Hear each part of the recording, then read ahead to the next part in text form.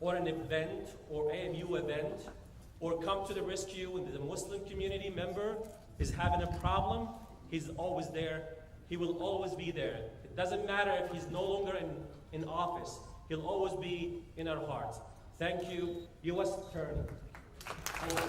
He's still my friend and will always be my friend, because I tell you something.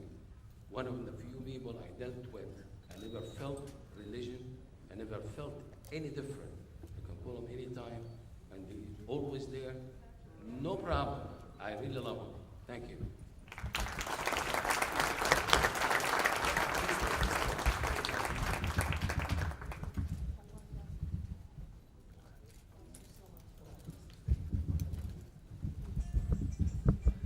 Sorry to come back up, but I was remiss, and I well intended to publicly thank this man for all he's done as the most senior officer in Bergen County with 45 years of service. You look great. You've done a great job, and I know I speak on behalf of all law enforcement. You're going to have some big shoes to fill, so thank you so much.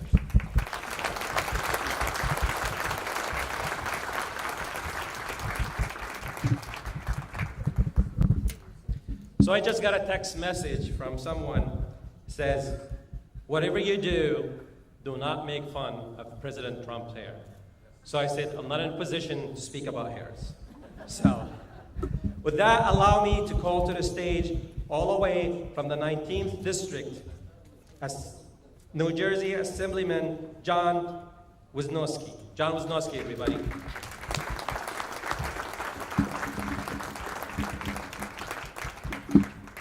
That we are a nation of immigrants. And it is easy to say, but oftentimes the appreciation of it misses us. Because the reality is that unless you're Native American, each and every one of us have roots somewhere else.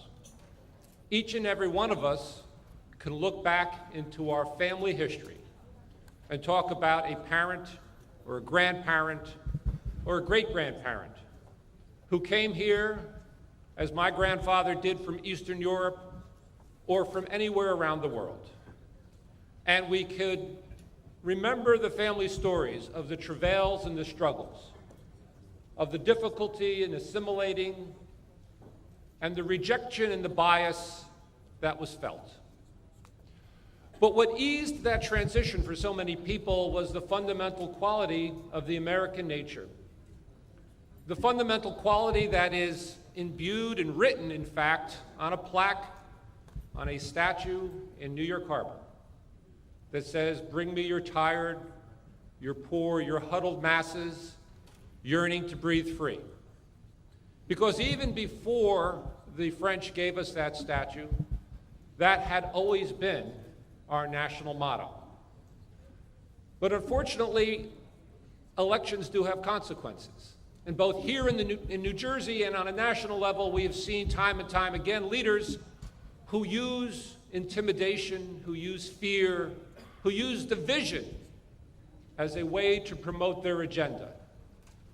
And we, when we see that, have a fundamental obligation. Our obligation is to stand up. Our obligation is to speak out. Because, as the saying goes, all that is required for evil to triumph is for good men and women to say and do nothing.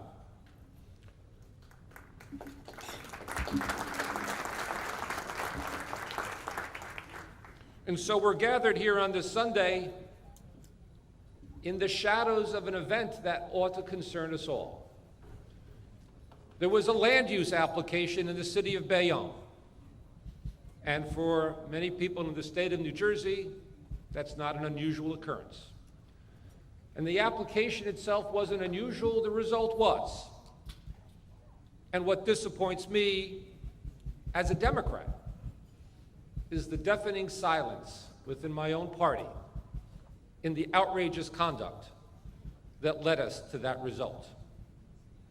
Because it wasn't just the first time we've seen that happen. We've seen it in Bridgewater, we've seen it in Bernards, we've seen it as a trend, and it is not just for mosques, It is for other houses of worship as well. And by allowing that to go unremarked is allowing it to be condoned. Allowing that to go uncriticized is allowing aid and comfort to the people who will cloak their racism and bigotry in legalisms and defend those decisions. And we have to be able to rise up and speak against it. And while we are doing that today, we have to remember that when we leave here and we go about our lives the rest of the week and the rest of the month and the months and years ahead, we need to have that same conviction every single day to point out injustice and to correct wrongs and to set the record straight. And we need to take the actions that we can take. And what I am proposing as a member of the Assembly, one of the good things in the 21 years that I've had the opportunity to serve the people of New Jersey is to be able to see things, and you know the old saying, there ought to be a law. Well, I actually have the ability to do something about that. And so when I go to Trenton tomorrow, I am proposing a change to our municipal land use laws, because this has gone on too much. This is a stain on our state and our communities. And in the future, an application for a house of worship, a mosque, a temple, a church, although we have federal law that protects those applications, we also have a system that allows that law to be ignored. And I am proposing that every municipal land use board, when they hear these applications, the burden of proof will no longer be on the applicant to establish the proofs. It will be on the Board of Adjustment to establish why they are voting no. That has to change, and I propose a law to do just that. I want to wrap up by talking about another event that happened, and that was the travel ban. The travel ban had absolutely no rational basis. The travel ban targeted people from specific countries with no factual basis at all. And on the day the travel ban was issued, I went up to Newark Airport. I called one of the associates from my law firm and said, meet me up at the airport at Terminal B. We gathered with the attorneys from the American Civil Liberties Union to be there to provide legal support. But think about how wrong that whole conversation is. Because at that moment, flying from points around the world were people who were coming home. This was home. This is home. Their children go to school with our children. They work with us. They pay taxes. They're part of the fabric of our society. And someone in Washington said they can't come home.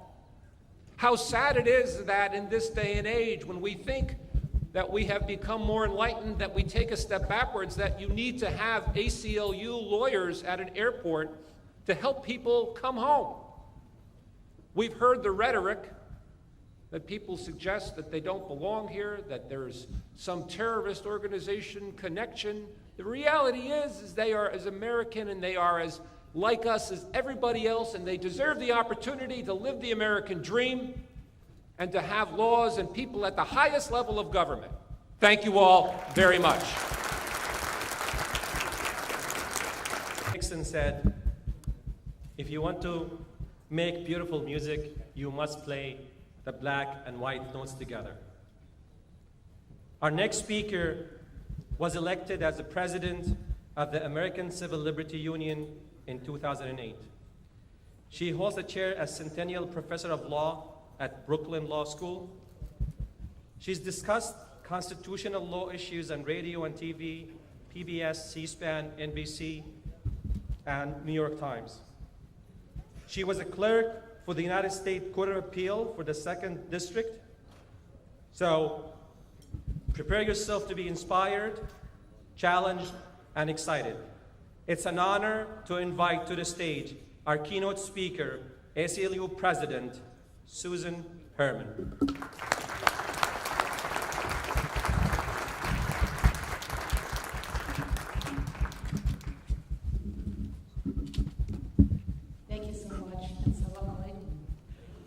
First, I would like to thank Hisham Hamid, who is a student at Brooklyn Law School. Ready to go, Hisham? There he is back there. He's the one who invited me to come to lunch today, and I'm delighted to be here.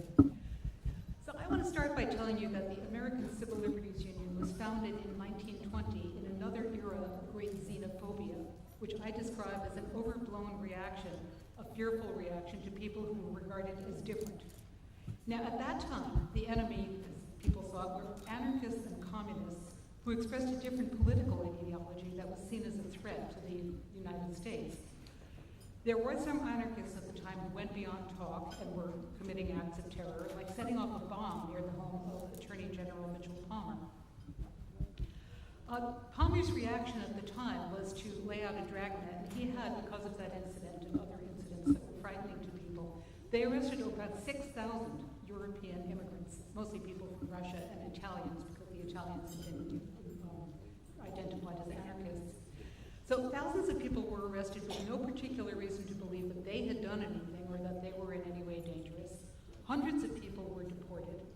And I think you can see the kind of roots of the sort of thing that history shows us keeps happening again. The founder of the ACLU, Roger Baldwin, said, "No civil liberties battle ever remains won." Well, that was the civil liberties battle of 1920 when the ACLU was founded in response to that.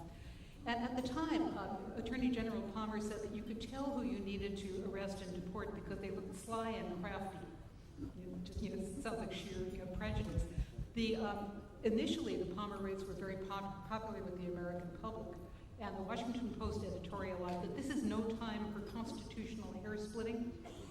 So when the ACLU was founded, one of our first actions was to issue a report on the Palmer raids, talking about what was unconstitutional about what had happened, and telling some of the stories of some of the individual people who had their lives upended by that. Subsequent to that report, and subsequent to ACLU lawyers going to court, and subsequent to a very courageous federal judge ordering the release of some of the people who had been detained, the public basically changed their minds, and they decided that rounding up all these innocent people had actually not done anything to keep us safe, and was probably in the long run not worth it.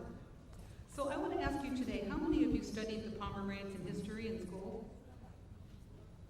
Look around, I have your one maybe hand.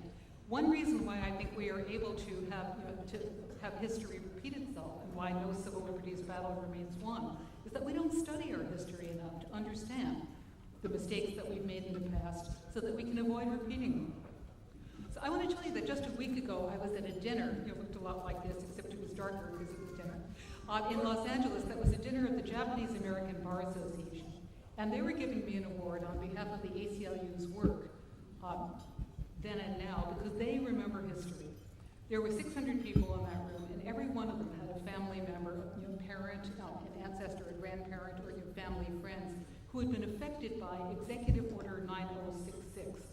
This year is the 75th anniversary of that executive order. And this one I bet you did study. You know that was the order that evacuated over 100,000 Japanese Americans from their homes on the West Coast. And the theory was the same theory as the Palmer raids. There might be a few of those people who might be disloyal, and therefore might be a fifth column if there was a Japanese invasion of the West Coast, and therefore over 100,000 people had to evacuate their homes. Many were interned in camps. Now, to me, this dragnet philosophy, people say, well, better safe than sorry. So what if we disrupt a few people because it's a good way to keep us safe. I think, first of all, that shows a staggering lack of humanity and empathy to be willing to treat so many innocent people in that way. And it's a lot like the Palmer raids. I think you'll be very interested to know, and this is going to sound very resonant to you, that the theme of the Japanese American Bar Association's dinner was the power of diversity. And every person in that room connected what had happened during World War II with those evacuations and what is happening now. Because as you know all too well, our government is doing it again, and now the dragnets are out for Muslim and Arab men in particular. So after September 11, 2001, American law changed in a number of ways in order to respond to the threat of terrorism. Now, some of those ways to me never made a lot of sense, so I wrote a book called Taking Liberties to show the impact of some of those changes on ordinary Americans. Hisham asked me to tell you that we have some copies of the book today, and I'm happy to do book signings during the lunch if anybody's interested in finding out about the book, because the whole idea is I tell the stories about people who were actually affected by these laws. It's not just abstract, people who were affected. And you won't be surprised to know that the people who bore the brunt of those changes of law were Arab and Muslim men. So in addition to stories of people who were detained and prosecuted and under surveillance, one thing I want to mention to you is a report that the ACLU did in 2009, which is called Blocking Faith, Freezing Charity. And that was a report about something that most Americans didn't know about, which was the Treasury Department under President Bush, George W. Bush, did a massive investigation into contributions to Muslim charities. Not only charities that they were prosecuting or putting on terrorist watch lists, sometimes for not very well documented reasons at all, but any contributions to Muslim charities, and could end up in having an FBI agent knocking on the door of a Muslim saying, why did you contribute to that charity? Our researcher who wrote that report interviewed over 100 people around the country about the impact of this program. And after that, attendance in mosques was down. People understood that, in fact, mosques were being infiltrated, and people were coming just to watch to see what people said. And a number of people who were interviewed reported that what had happened was that because they were beginning to associate FBI agents with people who were threatening their charitable giving and just making them afraid to give to charity at all, a number of them said, I would have liked to cooperate with the FBI, but now I'm seeing them as my enemy. So what I want to say is I think we've been hearing from a number of law enforcement people today, and I think that's just bad policing, in addition to everything else. Does it keep us safe to demonize innocent people among us instead of trying to build bridges so that we can all work together? So the New York Police Department, you may have heard, reacted also in a sort of dragnet thinking way. They set up a demographics unit, and they were trying to map where all the Muslims lived, and they were doing a lot of infiltration of mosques.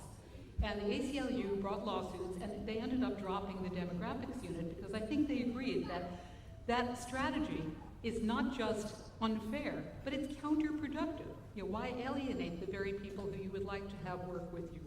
So I want to second what Tim Gallagher was saying about the FBI. I think that our only chance to be secure is, in fact, to all work together instead of demonizing some people among us. So as several speakers have mentioned, now the dragnets are out again in the guise of these immigration orders that prevent refugees from Syria and 5 other predominantly Muslim countries from seeking the refuge that America has historically promised the huddled masses yearning to be free. When Donald Trump announced his plan for a Muslim ban, the ACLU took out an ad in the New York Times. Anybody see that? It said, "We'll see you in court." And we did. What we wanted to say to the president was he had all these proposals to do things that we considered radically unconstitutional, and he went ahead and, in fact, has had the first version of the executive order on January 27th, which we thought was a serious violation of due process, as well as the First Amendment, an establishment of religion, we thought, to prefer Christians rather than Muslims if they want to be refugees or enter the United States.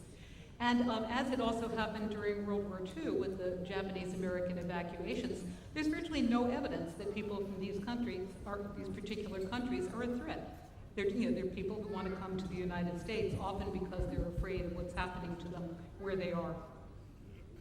Now, the ACLU report on the Palmer raids in 1920 recognized that it's one thing to talk about constitutional abstractions and numbers of people affected, and quite another to talk about the individual stories of how this affects people's lives. So I want to tell you one story. Have you heard of Hamid Darwish? Okay, Hamid Darwish was the lead plaintiff in the case that several speakers have already talked about, the ACLU case where we got the first federal judge ruling that the travel ban was unconstitutional. So Hamid Darwish is Iraqi.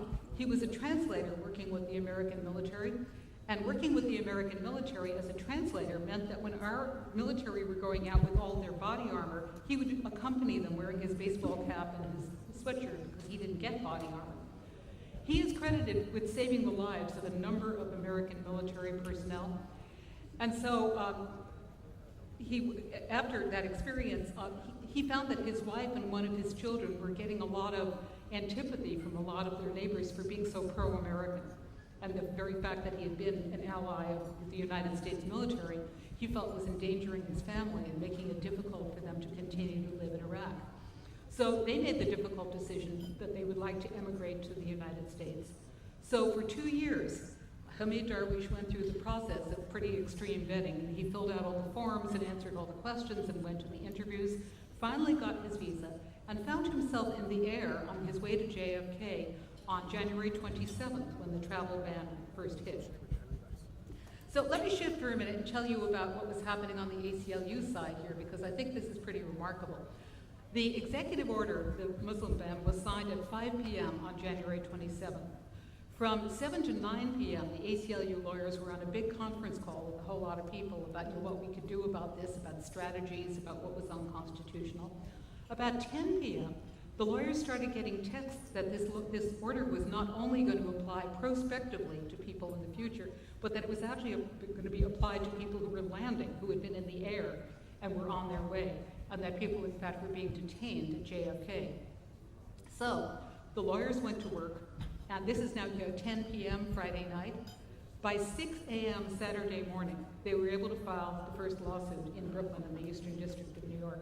And it's amazing. A lot of lawyers, law students that were working on this lawsuit.